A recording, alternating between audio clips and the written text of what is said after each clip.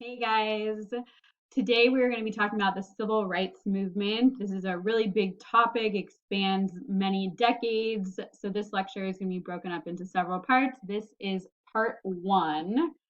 Let's get started. So, the seeds of the civil rights movement, we can definitely point to World War II, right? And we talked about this a little bit and we learned about World War II, stuff going on the home front. The US basically failed to win the double V campaign, right? We still have all of those Jim Crow laws, segregation, discrimination going on in the South, right? We still have voting restrictions and whatnot, violence and lynching still common, all right?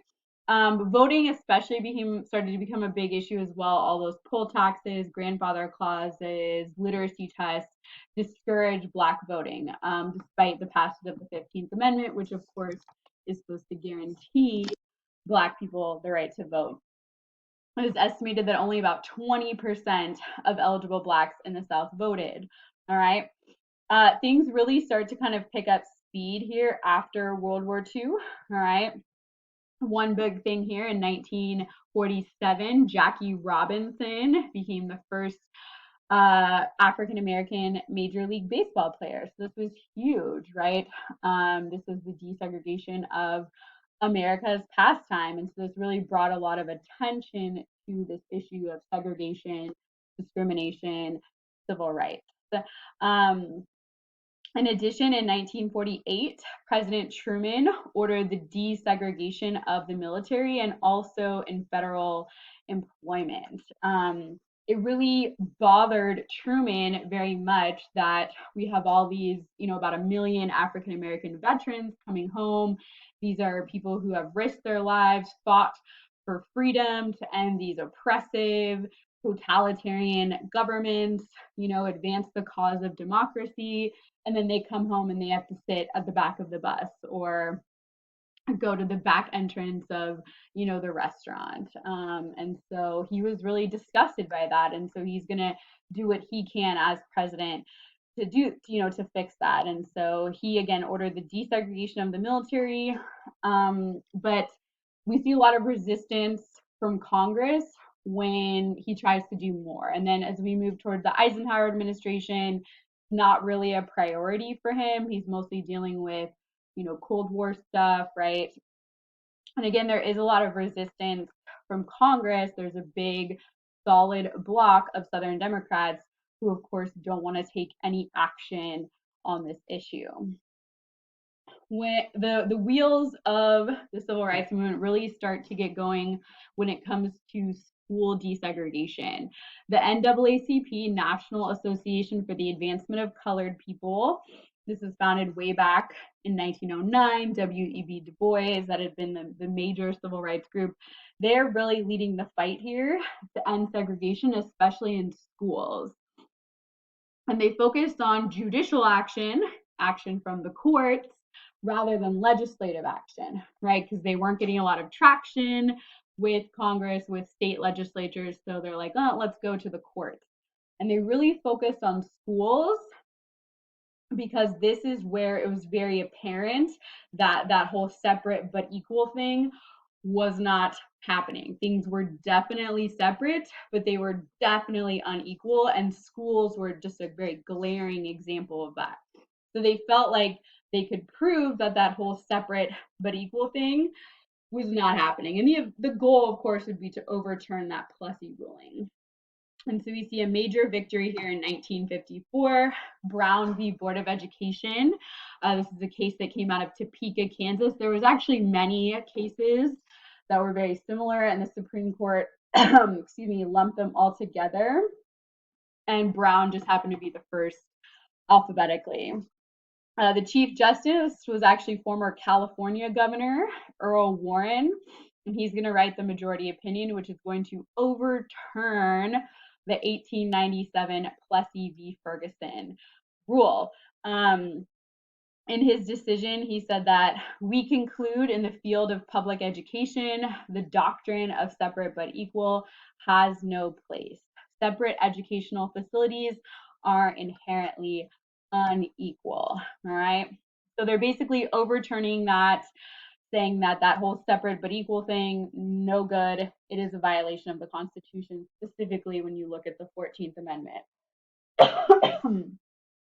And he ruled that schools must be desegregated with all deliberate speed.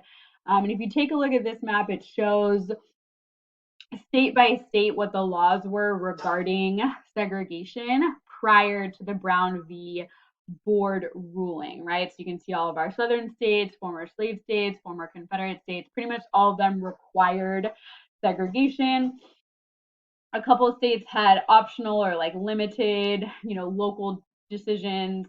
Some states had no legislation and some it was outright forbidden, right? But you can see here in the South, that's where segregation in schools was required by law.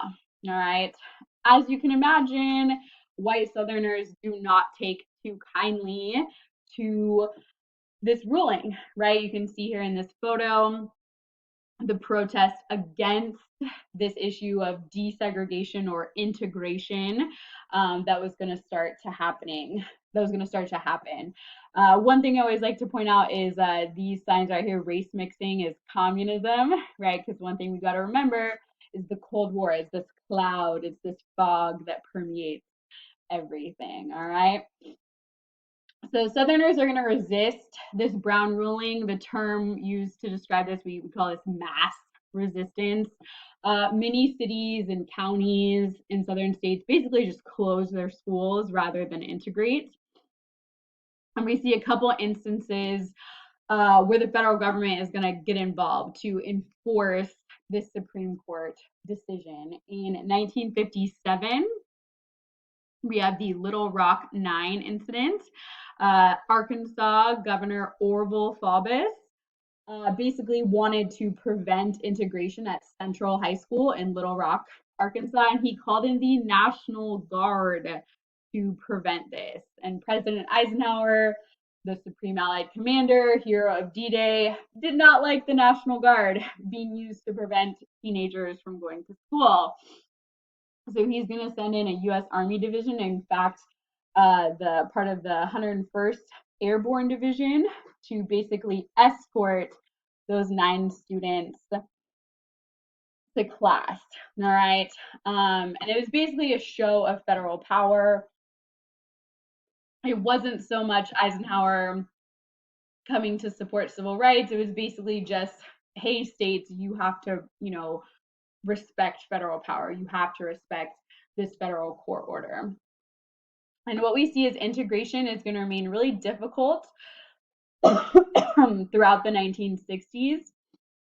We'll see a similar incident here in 1962 at Ole Miss. President Kennedy will send in federal marshals to help register James Meredith at the University of Mississippi, or Ole Miss. As you can see here, all right, we see similar incidents, but Little Rock remains kind of the most famous example of this massive resistance that we see put up from white Southerners, all right?